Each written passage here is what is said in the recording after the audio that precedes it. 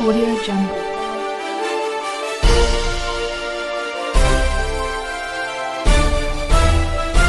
Audio Jungle. Mayoritas kontraktor yang mengerjakan Tanggul Rajo di seputaran Ancol yang viral beberapa hari ini, itu pengerjaannya udah selesai ya, Bang Ritas ya?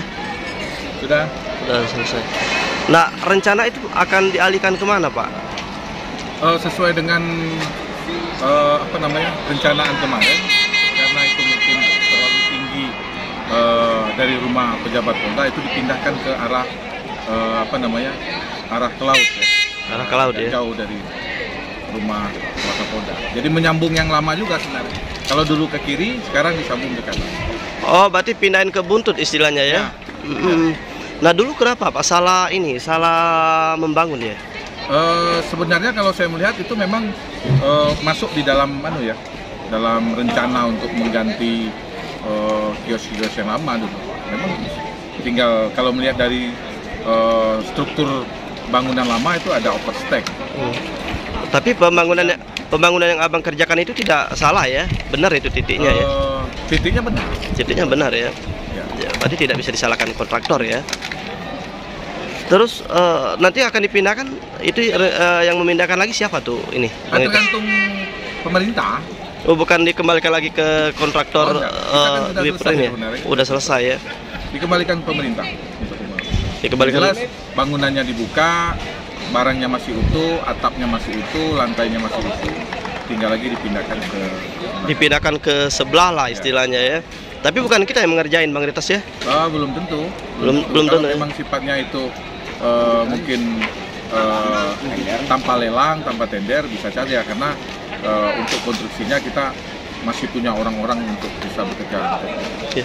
Nah, itu kalau dinaikkan ulang lagi ke sebelah, kira-kira bisa memakan anggaran berapa tuh, Bang Ritas? Nggak terlalu banyak, karena yang lama itu kan mahalnya itu kan di bajanya, baja, atap, lantai. Kalau dan sekarang itu masih utuh.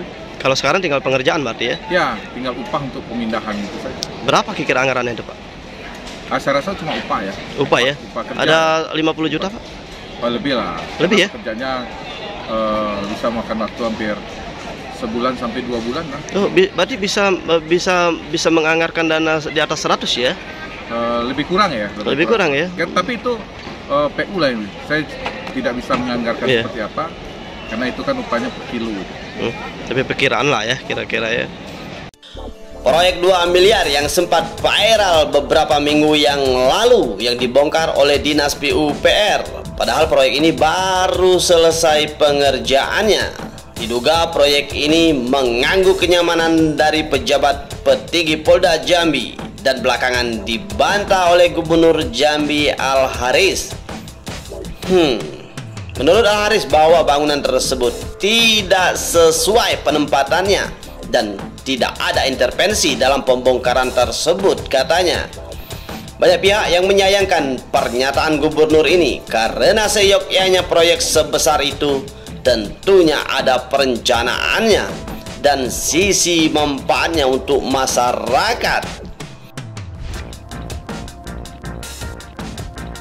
Ikatan Pemuda Karya IPK Provinsi Jambi layangkan somasi kepada Dinas PUPR yang bertanggung jawab dengan proyek ini.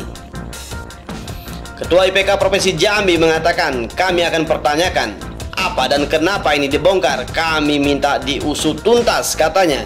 Kami meyakini ada hal yang tidak beres dalam pembongkaran tersebut, ujarnya. Kami akan datangi Dinas PUPR karena sampai sekarang belum ada pernyataan yang jelas dari Dinas PUPR ini, ujar Amri Prasetyo, Ketua IPK Provinsi Jambi. Nama saya Muhammad Saleh sebagai warga negara Indonesia, dan tanggapan saya seperti dana nggak ada artinya. Dalam arti kayak gini, dia yang membangun, perencanaan dia yang buat, bongkar seenak dia. Kalau menurut saya, kalau pakai dana mereka nggak masalah, dana pribadi. Tapi kan ini pakai dana negara. Ya, kalau menurut saya sih nggak logis lah. Kalau memang siapa yang suruh bongkar, dana mereka lah yang harus keluar, jangan pakai dana negara lagi. Harapannya ke depan? Kalau harapan ke depan benar juga sih yang kata apa, sebuah perencanaan itu harus dipikirkan matang-matang sebelum pembangunan, mana yang harus bermanfaat bagi masyarakat warga Jambi. Kalau misalnya itu dibangun, kalau dibongkar lagi memang seenak dia mau bangun udah dibongkar lagi, emang nggak keluarkan dana dan sebanyak itu bukannya dikit. Kalau dibangunkan untuk ke jalan dana 2 miliar untuk kota Jambi, karena masih banyak jalan-jalan yang masih licin, yang masih rusak. 2 miliar itu bisa banyak bangun masalah jalan. Ini bangun yang udah dibangun, udah itu dibongkar lagi, perencanaan lagi, udah itu ya banyak lah, bukan 2 miliar lagi dananya. Mas yang berdampingan dengan masyarakat melihatnya sangat aneh ya. Kenapa proyek yang baru saja selesai dibangun sudah gitu langsung dirobohkan? Sebenarnya ada apa itu kita nggak tahu.